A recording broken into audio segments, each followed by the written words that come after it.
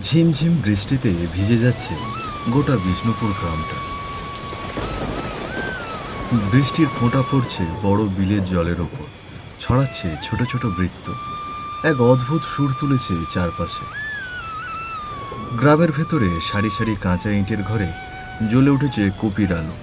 সন্ধে নামতেই যেন আলো ছায়ার খেলা শুরু হয়েছে। এই গ্রামেরই এক কোণে বাঁশঝাড় পেরিয়ে সেখানে আছে তাপস পালের ছোট্ট চায়ের দোকান। পুরনো টিনের চাল, সামনে দুটো কাঠের বেঞ্চ, আর একপাশে মাটির উনুনে ফুটছে কড়কড়ে লাল চা। সেই দোকানে জমেছে সন্ধ্যার আড্ডা। রাঙাখুড়ো হাসতে হাসতে বলছে ভুতুরে গল্প। সতীশ কাকা মাঝে মাঝে থামিয়ে দিচ্ছে, আর রাকেশ ও রাঘব মন দিয়ে শুনছে। মাঝে মাঝে এক চুমুক চা খেয়ে চোখ তুলে তাকাচ্ছে ঝাপসা বৃষ্টির দিকটায়। ও পুরো এই ভোর সন্ধেবেলা এইসব ভূতের গল্প বলো না তো, অনেক হয়েছে, থামো এবার। শহর থেকে আমার একজন বন্ধু আসবে, সে ওসব গল্প শুনলে ভয় পেয়ে যাবে না গো। দেখো সতীশ কাকা কেমন ভয় পেয়েছে। আরে কাকা, কোনো ভয় নেই গো, ওসব ভূত টুত বলে কিছু হয় না গো কাকা। হ্যাঁ হ্যাঁ, হয় না। যখন তোকে ধরে তোর গাঢ়টি মটকাবে তখন বুঝতে পারবি, বুঝলি তো? আরে এসব কি শুরু করলে তোরা?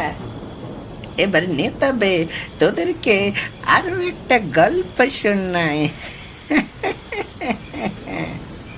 রাঙাখুড়ো আবার নিজের মনে ভূতের গল্প শুরু করে দিল। ঠিক তখনই গ্রামের পুরনো পথ ধরে হেঁটে গেল জমিদার আর তার এক চেলা। চুপচাপ, মাথায় ছাতা, চোখ সোজা, সামনে কোনো কথা নয়, কোনো ভঙ্গিও নয়। রাঙাখুড়ো থামল না, বরং গলার সুরটা যেন একটু কঠিন হয়ে উঠল। এই গ্রামের জমিদার যেমন প্রভাবশালী, তেমনি রাঙাখুড়োর সঙ্গে তার সম্পর্কও বেশ তিক্ত। পুরনো দিনের কোনো ক্ষতি, মান অপমান মিশে আছে সেই সম্পর্কের ভেতরে। আর আজও সেসব বেরিয়ে আসে রাঙাখুড়োর গলায় ভূতের গল্পের ফাঁকে ফাঁকে, যেন অজান্তেই ফিরে আসে সেই পুরনো ক্ষতগুলো। সতীশ কাকা একটু বিরক্ত গলায় বলেই ফেলল, বলি ও খুড়ো, শুনতে পাচ্ছ না নাকি? ওসব ভূতের গল্প বলে থামাও তো এবার। কাজের কোথায় আসো? আমি তো কিছুদিন ছিলাম না, বলো তো বিলের গতির কি অবস্থা এখন? রাঙাখুড়ো চুপচাপ একটু তাকিয়ে ধীরে ধীরে বলল, না রে, খুব একটা ভালো নয়। বাজারে গেলেই জেলেদের হতাশ মুখ দেখতে হয়। আর গায়েন জেলে, তার কথা আর কি বলবো। বিকেলে বাজার গিয়েছিলাম, দেখি হাতে গোনা কটা মাছ নিয়ে বসে আছে। খুড়োর কথা শেষ হতেই যেন দোকানে নেমে এলো এক নিঃশব্দ শোক। চায়ের কাপে ধোঁয়া তখনও ওঠে, কিন্তু কারো মুখে আর কোনো কথা নেই। জেলেদের এই দুর্দশা, আর তার প্রভাবে গ্রামে মাছের অভাবে রান্নাঘর যেমন ফাঁকা, তেমনি মানুষগুলোর মনেও এক ধরনের অস্থিরতা। সতীশ বিস্ময়ে তাকিয়ে বলল, কি বলছো খুড়ো? আমি তো মাত্র দুদিন বাইরে ছিলাম, এর মধ্যে এমন দশা? যে বিলে মাছের অভাব কোনোদিন হয়নি, সেখানে আজ এমন দুর্গতি? না না, এ তো কল্পনাও করা যায় না। তাহলে কি এই নিয়ে গ্রামের লোকজন, জেলেরা জমিদারের কাছে গিয়েছিল? রাঙাখুড়ো তখন যেন চুপ করে থাকতে পারল না। চোখে রাগ আর গলায় ক্ষোভ নিয়ে বলে উঠল, জমিদার সে আবার মানুষের দুঃখ বুঝবে নাকি? হ্যাঁ, নিজের স্বার্থ ছাড়া ও কিছু বোঝে না। উল্টে জেলেরা কর দিতে পারছে না কেন, সেই নিয়ে হুকুম জারি করছে দিনের পর দিন। তা খুড়ো, তোমাকে বলি, আমরা সবাই তো জানি জমিদার তোমারই পিস্তুত ভাই। তা তুমি কিছু বলতে পারো না? আমারই ভাই? ওসব ভাই থাকার থেকে না থাকাই ভালো। আমার বাবার সম্পত্তি জোর করে নিজের মায়ের নামে লিখে নিয়ে আর সে জমিদার হয়েছে। তোর সম্পর্কে আর কখনো কথা তুলবি না বলে দিলাম। সত্য সব ভালো লাগে না। থাক, আমি আসি। সতীশের কথার পরেই স্পষ্ট হলো রাঙাখুঁড়ো আর জমিদার বাবু আসলে একে অপরের পিস্তুত ভাই। কিন্তু ভাই বললেই তো সম্পর্ক থাকে না। সম্পত্তির লোভে সম্পর্কের ভাঙন আজ গাঁয়ের লোকের মুখে মুখে। রাঙাখুঁড়ো সেই পুরনো ক্ষোভে ভার মনে চায়ের কাপটা নামিয়ে মুখ ঘুরিয়ে গ্রামের পথে হাঁটা ধরল। চায়ের দোকানের আড্ডায় মুহূর্তেই নেমে এলো এক অদৃশ্য নিস্তব্ধতা। না গো কাকা, তোমার কথায় যে রাঙাখুড়ো চেতে বাড়ির পথে গেলেন, তা কি দরকার ছিল ওদের মাঝে চেপে থাকা পুরনো সম্পর্কের কথা তোলার? আরে আমি কি জানতাম যে খুড়ো এতটাই চটে যাবে? তা আমার কেমন জানি লাগছে। জমিদার বাবু এমন আচরণ করলেন সবার সাথে। তা তুই ছিলিস সেদিন যেদিন জমিদার ওসব কথা বলেছে? না গো কাকা, আমি ছিলাম না। ওই রাঙাখুড়ো আর জেলেরাই গিয়েছিল জমিদারের কাছে।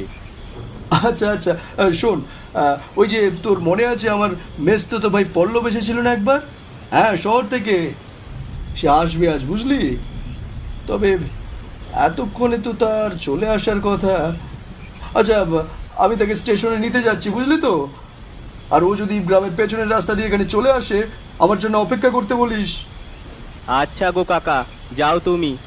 ঠিক তখনই সতীশ কাকা চায়ের দোকানের বেঞ্চ থেকে ধীরে ধীরে উঠে দাঁড়ালেন। গ্রামের মেঠো পথ ধরে তিনি পা বাড়ালেন স্টেশনের দিকে। চারিদিকে উঁচু উঁচু তালগাছ, কিন্তু তখন আর তেমন বৃষ্টির শব্দ শোনা যাচ্ছিল না। শুধু বাতাসে ভেজা মাটির গন্ধ আর দূরের ঝোপ থেকে ঝিঁঝি পোকার ডাক। আর একটু সামনে গেলেই সেই বিশাল বিল, যেখানে একসময় মাছ ধরার উৎসব হতো। আর সেই বিলের রাস্তা পার হলেই পাওয়া যায় ছোট্ট স্টেশনটা। তবে গ্রামের স্টেশনে যাওয়ার দুটি পথ রয়েছে। এটি হলো সামনের পথ। এদিকে রাত অনেকটাই গড়িয়েছে। চায়ের দোকানে বাতাসটা কেমন ভারী আর চুপচাপ। গ্রামের পিছনের রাস্তা ধরে স্টেশন থেকে পল্লব কাকা এসেছে রাঘবের পাশে, কিন্তু ততক্ষণে 2 ঘন্টা পেরিয়ে গেছে। রাত 9টা বাজে, তবুও সতীশ কাকা ফিরল না। রাঘবের চোখ বারবার মেঠো পথে চলে যায়, আর পল্লবের মুখে জমে থাকা চিন্তার রেখা যেন একটু একটু করে ঘন হচ্ছে। চায়ের দোকানে আলোটাও টিম টিম করে জ্বলছে। কি হলো সতীশ কাকা? এখনো যে ফিরল না পল্লব কাকা? সেটা তো আমিও ভাবছি, কেন এখনো দাদা ফিরে এলো না। তা আমার মনে হয় আমাদের একটু সামনে গিয়ে দেখা উচিত। হ্যাঁ ঠিক, আমিও ওটাই বলতে চাচ্ছিলাম। তা চলো দেখি কাকা। এই রাকেশ, তুইও চল। রাকেশ কিছু না বলেই মাথা নাড়ালো। 3 জনে ধীরে ধীরে হাঁটা ধরল সেই পথ ধরে, যে পথ দিয়ে সতীশ কাকা রওনা দিয়েছিল স্টেশনের দিকে। পথটা তখন নিস্তব্ধ। তালগাছের ছায়া চাঁদের আলোয় লম্বা হয়ে পড়েছে মাটিতে। ঝোপ থেকে ঝিঁঝি পোকার ডাকও থেমে গেছে যেন। তারা হাঁটতে হাঁটতে পৌঁছে গেল সে বিশাল বিলে, আর সেখানেই তাদের চোখ স্থির হয়ে গেল। 3 জনেই থেমে দাঁড়ালো, যেন শরীর হঠাৎ পাথর হয়ে গেছে। বিলের ধারে ভেজা ঘাসের ওপর শুয়ে আছে সতীশ কাকার নিথর দেহ। চোখ বন্ধ, কিন্তু শরীরের কোথাও কোনো রক্তের দাগ নেই। তবে গলায় একটা গাঢ় কালো দাগ, এমন দাগ যেন কেউ নিজের হাত দিয়েই গলা চেপে ধরে চুপচাপ মেরে ফেলেছে তাকে। চারপাশের নিস্তব্ধতা এবার যেন অদ্ভুত হাহাকার হয়ে উঠল। পল্লব, রাঘব, রাকেশ কেউ কিছু বলতে পারছে না, শুধু চোখ বড় বড় করে তাকিয়ে আছে নিথর শরীরটার দিকে। না, এ হতে পারে না। ও দাদা, কি হলো গো তোমার? কথা বলো দাদা, এই দেখো আমি এসে গিয়েছি, তোমার ছোট ভাই। তুমি না আমাকে নিজের থেকেও বেশি ভালোবাসতে দাদা, ওঠো। পল্লবের কণ্ঠ তখন কান্নায় ঝরে পড়ছিল। সে মাস্তুতো ভাই হলেও সতীশ কাকা তাকে যেন নিজের ছায়ার মতো আগলে রাখতেন। শুধু রক্তের নয়, মন আর ভালোবাসার সম্পর্ক ছিল ওদের। কিন্তু আজ সেই দাদা, সেই ছায়া পড়ে আছে নিষ্প্রাণ হয়ে। কোনো উত্তর নেই, শুধু নীরব, শান্ত আর ভয়ানক গাঢ় সেই গলার দাগটা। শান্ত হও গো কাকা, ভগবান সতীশ কাকার খুনিকে নিশ্চয়ই শাস্তি দেবেন। রাত তখন ঠিক 12টা। চুপচাপ চারপাশ, শুধু মাঝে মাঝে তালপাতার ফাঁক দিয়ে হালকা বাতাসের শোঁ শোঁ আওয়াজ। পল্লব বসেছিল জানালার পাশে, চোখের পাতা ভার হয়ে আসছিল। ঠিক তখনই সে হঠাৎ টের পেল তার পেছন দিক দিয়ে একটা ছায়াময় কিছু খুব দ্রুত চলে গেল। এক মুহূর্তে গায়ের রোম দাঁড়িয়ে গেল তার। কে ওখানে? কে? ঠিক তখনই একটা অদ্ভুত ছায়াময় যেন ঘরের মাঝখানে ফুটে উঠল। শুধু তার চোখ লাল টকটকে দেখা যাচ্ছে। আমি তো সতীশ দাদা, তোকে একটা কথা বলতে এসেছি। এখনই জমিদারের কাছে যা তাকে নিয়ে, আর গ্রামের সবাইকে নিয়ে সেই বিলের ধারে নিয়ে আয়, নিয়ে আয়, নিয়ে আয়। ঘরের দেওয়াল জুড়ে সেই কণ্ঠটা গুঞ্জন তুলতে লাগলো। আলো নিভে গেল, বাতাস থেমে গেল, শুধু সেই গলা চারিদিক থেকে ঘুরে ফিরে আসতে লাগলো। ঠিক তখনই পল্লবের ঘুম ভেঙে গেল। সে হাঁপাতে হাঁপাতে উঠে বসলো বিছানায়। মুখ ঘামতে লাগলো, বুকের ভেতর ধুকপুক করতে লাগলো। সে কিছুতেই বিশ্বাস করতে পারছে না স্বপ্নে তার দাদা এমন অশরীরী রূপে এসে এমন কথা বলবে। পল্লব ফিসফিস করে বলে উঠল, এটা শুধু স্বপ্ন ছিল না, এটা ছিল কোনো সংকেত। সেই সময় আর এক মুহূর্তও দেরি না করে পল্লব বাড়ি থেকে বেরিয়ে পড়ে। ঠিক সেই বিলের ধারে এখন দাঁড়িয়ে আছে পল্লব, রাঙাখুঁড়ো, চাওয়ালা তাপস পাল, জেলে গায়েন, রাঘব, রাকেশ, জমিদার আর তার চেলা, সবাই একসাথে দাঁড়িয়ে। তবে কারোর মুখে কোনো হাসি নেই, সবার চোখে বিস্ময় আর অস্বস্তি। এই গভীর রাতে হঠাৎ করে পল্লব কেন তাদের এখানে দাঁড় করিয়েছে তা কেউই বুঝতে পারছে না। হঠাৎই রাঙাখুঁড়ো বিরক্ত হয়ে বলে উঠল, কিরে পল্লব, দুদিন হলো না গ্রামে এসেছিস? রাত রাতে এভাবে সবাইকে এখানে এনে জড়ো করেছিস? তা কেন রে, বল দেখি। বলি, তোর সমস্যাটা কি? কিরে, কিছু বলছিস না কেন? আহ খুড়ো, সতীশ কাকার যেমন করে মৃত্যু হলো, এরপর আবার তুমি পল্লব কাকাকে এভাবে বলছো কেন? সে এখানে সবাইকে জড়ো করেছে, এর মাঝে কোনো কারণ তো নিশ্চয়ই আছে, সেটা আগে শোনো। তা বাপু বলো তো, কেন তুমি এখানে নিয়ে এসেছো সবাইকে? ঠিক তখনই বিলের জলের মাঝে এক অদ্ভুত আওয়াজ উঠতে লাগলো। হঠাৎ সেই জলের বুক ফুঁড়ে এক ভয়ঙ্কর আকৃতি উঠে এলো। সবার চোখের সামনে দাঁড়িয়ে গেল সেই অবয়বটা। হাসছে, কেঁপে কেঁপে হাসছে। তার দাঁতগুলো অনেক বড়, চোখ দুটো জল জলে লাল, শরীরটা অসম্ভব লম্বা। সেই ভয়ালো চেহারা দেখে রাঙাখুঁড়ো, তাপস পাল, গায়েন জেলে, রাঘব, রাকেশ সবাই যেন পেছনে সরে গিয়ে দাঁড়ালো। কারো মুখে কোনো কথা নেই, শুধু চোখে জমে আছে বিস্ময় আর ভয়। ও কি বলবে? সব আমি বলছি। কে তোরা চিনতে পারছিস না তো আমাকে? আমি সতীশ, সতীশ আমি। এই কথা শোনা মাত্রই সবাই যেন একসাথে ভয় পিছিয়ে গেল। পল্লব ছলো ছলো চোখে তাকিয়ে রইল নিজের দাদার সেই অশরীরী রূপের দিকে। আর ঠিক তখনই রাঙাখুঁড়ো আর জমিদারের দুই চেলা থরথর করে কাঁপতে শুরু করল। মুখ ফ্যাকাশে, চোখে আতঙ্ক। এত কিছু হঠাৎ ঘটে যাওয়ায় কেউ কিছু বুঝে ওঠার আগেই পল্লব চিৎকার করে উঠে বলে উঠল,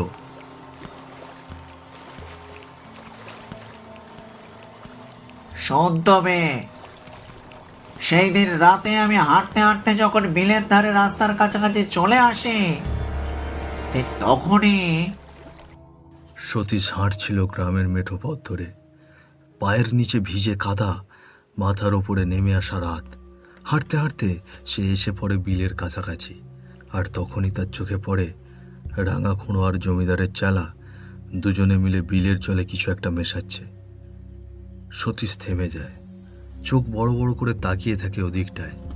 তার বিশ্বাস হচ্ছিল না রাঙাখুঁড়ো এমন কিছু করছে। সতীশ আর থাকতে না পেরে দৌড়ে ছুটে যায় রাঙাখুঁড়োর দিকে।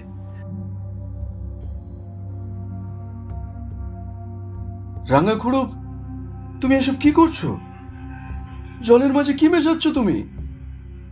আর আর জমিদারের চেলা তোমার সাথে কি করছে? তুই আবার এখানে হাজির? তোর খালি প্রশ্ন? তাহলে শোন, এই বিলের জলে আমি বিষ মেশাই, মাছ মেরে ফেলি। এতে যখন গ্রামে দুর্দশা নেমে আসবে, তখন তারই সুযোগ নিয়ে আমি আমার কাজ সম্পন্ন করব। আর তেমনি সুযোগ বুঝে জমিদারের নামে সব কথা আমি বানিয়ে বলি, যাতে গ্রামের লোকেরা তাকে ঘৃণা করে।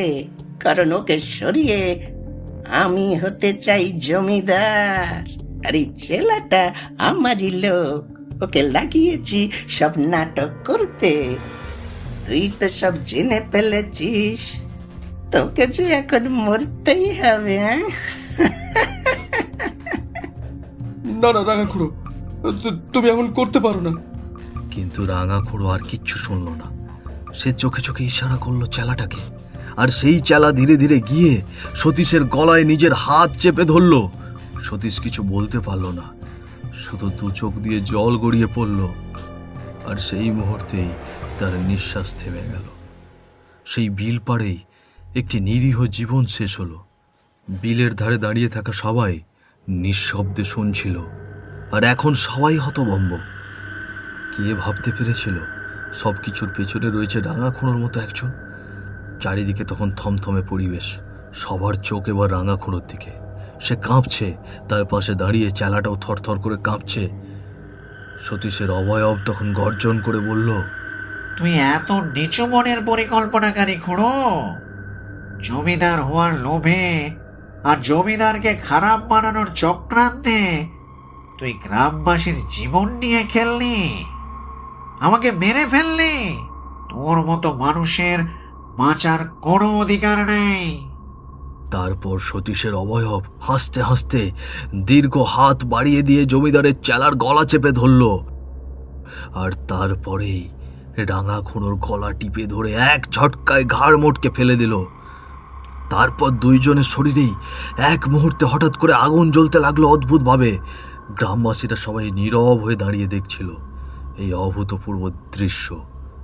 তারপর জমিদার মশাই বলে উঠল, আমাকে বললেই আমি তো আমার জায়গা ছেড়ে দিতাম। সে যে আমার পিস্ততু ভাই ছিল, ছোট থেকেই সে আমাকে সহ্য করতে পারতো না। জমিদার বাবু, আপনি অমন লোকের জন্য হতাশ হবেন না। আপনি বরং গ্রামের মানুষকে দেখে শুনে রাখুন। আর পল্লব, তুই ভালো থাকিস। এবার আমার যাওয়ার সময় হয়েছে। এই বলেই সতীশের অবয়ব ধীরে ধীরে হাওয়ার সাথে মিলিয়ে গেল। শুধু একটা ঝাপটা বাতাস যেন সবার মুখ ছুঁয়ে গেল। চারপাশে নেমে এলো অদ্ভুত এক নিস্তব্ধতা। আর ঠিক তখনই আকাশ ফেটে নামে একটানা জোরে বৃষ্টি। সবাই মাথা নিচু করে দাঁড়িয়ে থাকে, পল্লব চোখে জল নিয়ে তাকিয়ে থাকে শূন্যের দিকে। রাঙা খুঁড়োর ষড়যন্ত্র শেষ, গ্রামবাসী মুক্ত, আর সতীশ অবশেষে শান্তি পেল।